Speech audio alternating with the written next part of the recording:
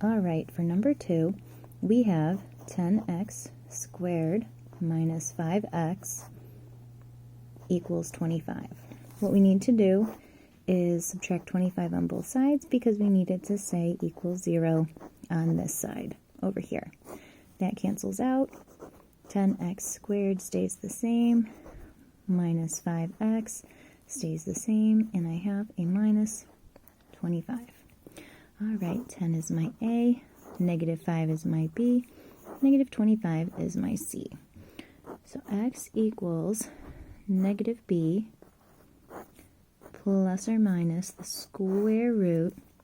Now remember, I put this in parentheses here because I have negative 5 here, but it wants the opposite of that, and 2 negatives give you a positive, so that's the opposite of negative 5, plus or minus the square root of b squared, and our value of b is a negative 5, minus 4 times a times c, divided by 2 times a, which is 10, and all I have to do now is simplify. So I have x equals positive 5 plus or minus the square root. 2 negatives equal a positive. Negative 5 times negative 5 is positive 25. And my value of a, we said, was 10. And my value of c is a negative 25. So negative 4 times 10 gives me negative 40.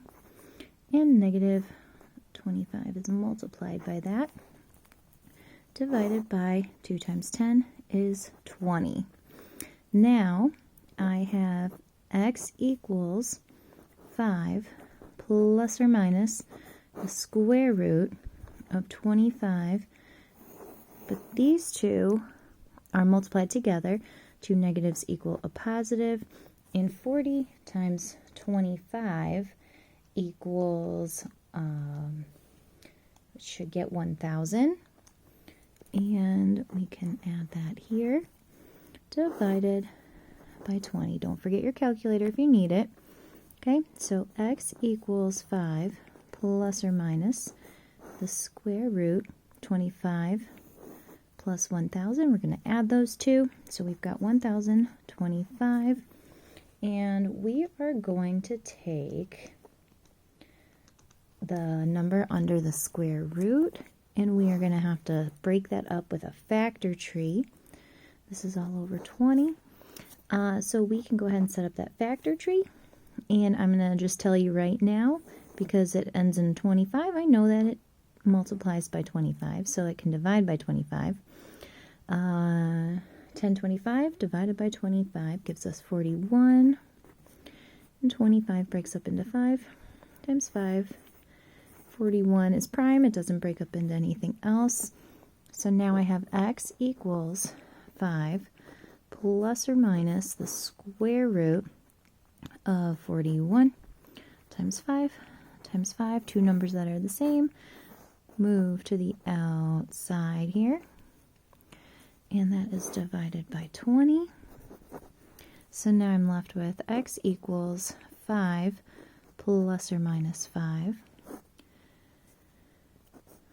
square root 41, because that's left over under the square root, divided by 20. Now when I have these three numbers here, I have to look to see if those can divide by the same number.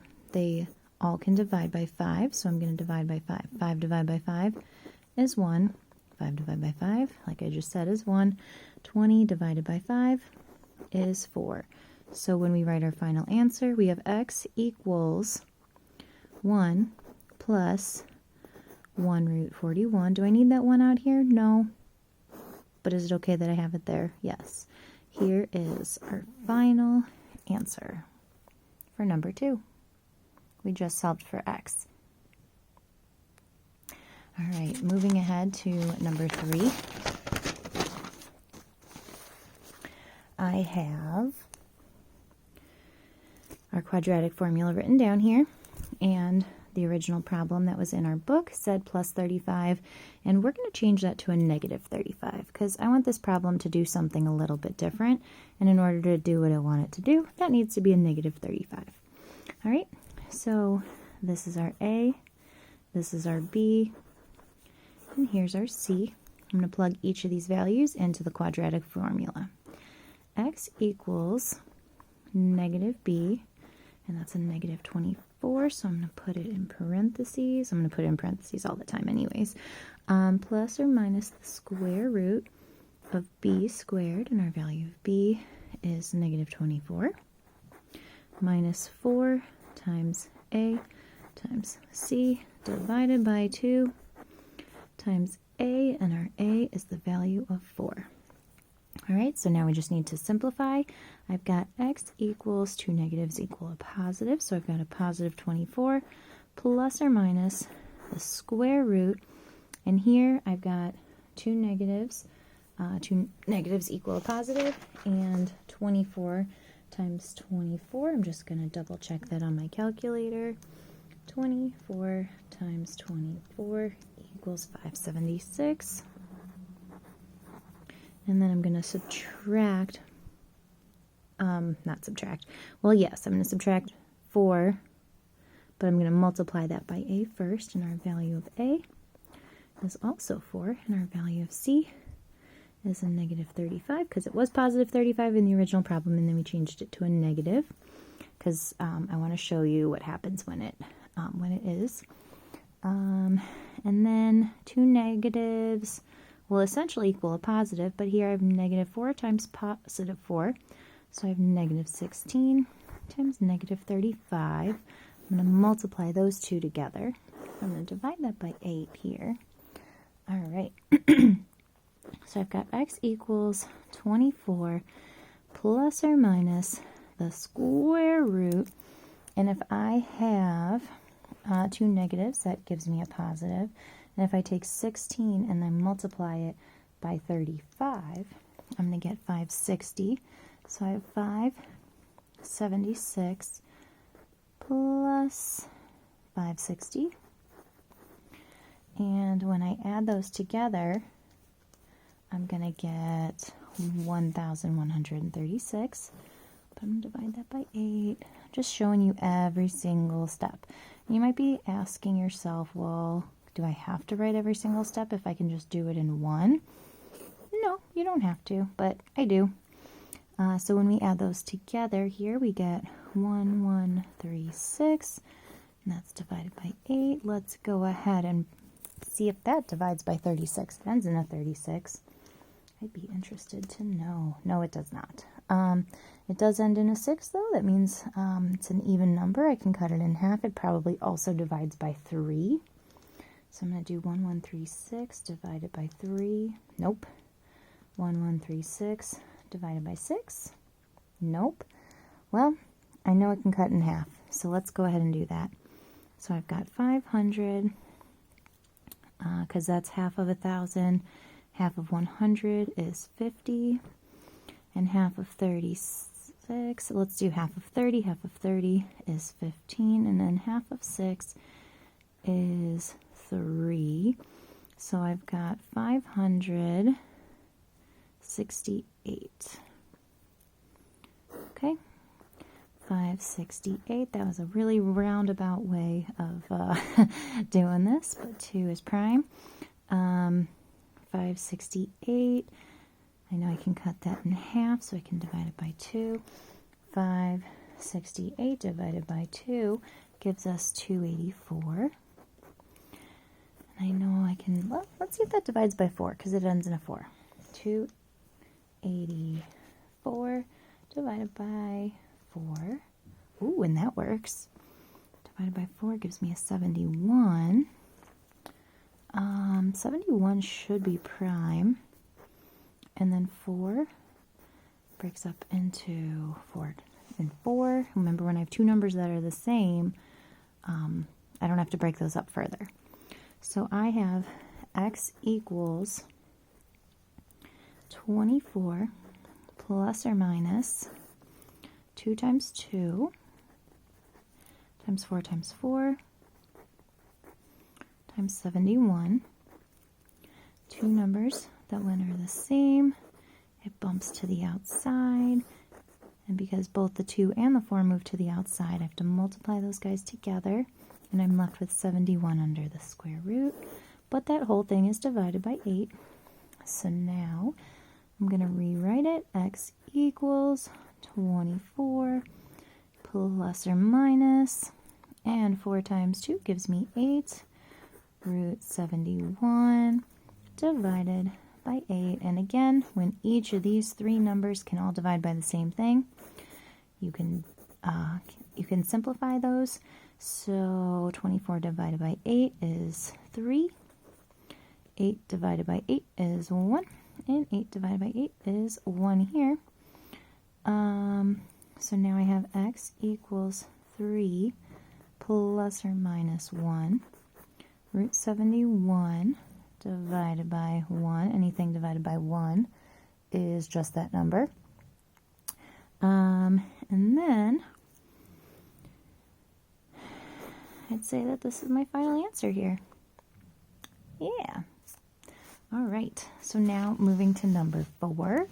We are almost done here. As soon as we get through number 4, we're going to do numbers 1 and 2 on page 11, and we will call it a day. All right, so we got to identify our A, B, and C here. Our value of A is 3, our value of B is -2, and our C is -9. So now I'm going to put x equals -b. My value of B is a -2 plus or minus the square root of b squared. Our value of b, like I said, is -2 minus 4 times a times c. And our value of a is a 3, and our value of c is a -9. And then that's divided by 2 times a, which is 3. So now we just need to simplify. X equals 2 negatives equal a positive, plus or minus the square root of -2 squared. 2 negatives equal a positive because I have -2 times -2. So I have a positive 4, and then I'm going to multiply these guys together. Negative times positive is a negative, and I've got -12 times -9 divided by 6, and we're almost done. We're going to multiply these two together, and 2 negatives give us a positive. I've got x equals 2 plus or minus the square root of 4 plus 12 times 9 is a big whomping 108 divided by 6. And we just need to continue on here. And I have x equals, continue to simplify, 2 plus or minus the square root of 112 divided by 6. What else do I have to do? Yep, you guessed it, vector tree. What does that break up into? Let's see, let's cut it. And it has 12 at the end. Let's see if it divides by 12. If I have 112 divided by 12, does that work? Nope, I get 9.33333. Let's see if it divides. No, I don't think it would. Let's just cut it in half. Half of 100, if I have 100 plus 12, that gives me 112. Half of 100 is 50, and then half of 12 is 6, so that gives me 56, and 2 is done. 7 times 8 is 56, and what we have to do now is we got to simplify, and we are going to circle that, break this guy up here, and that breaks up into a 4 and a 2, and 4 breaks up into 2 and a 2. So then we're almost there. Hang tight.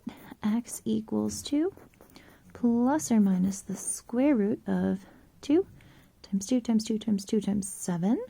2 times 2, 1, 2 times 2 times 2, 1, 2 times 7 divided by 6. When I have two numbers that are the same, they cancel out and move to the outside. But I have another one, so that's also going to move to the outside, but I'm going to multiply those two guys together. So now I have x equals 2 plus or minus 2 times 2 is 4. And I have the 7 under the square root left over here, divided by 6. Very last and final step for this guy is to simplify. So I'm going to actually just cut each of these in half. Half of 2 is 1, half of 4 is 2, and half of 6 is 3. So my final answer is going to be 1 plus or minus 2 root 7 divided by 3. And the reason why I can't combine these guys is because this has a square root and this one does not. All right, so there you have it. There's number 4. I'm going to pause and stop this video now and go ahead and watch the next video for problems 1 and 2 at the top of page 11.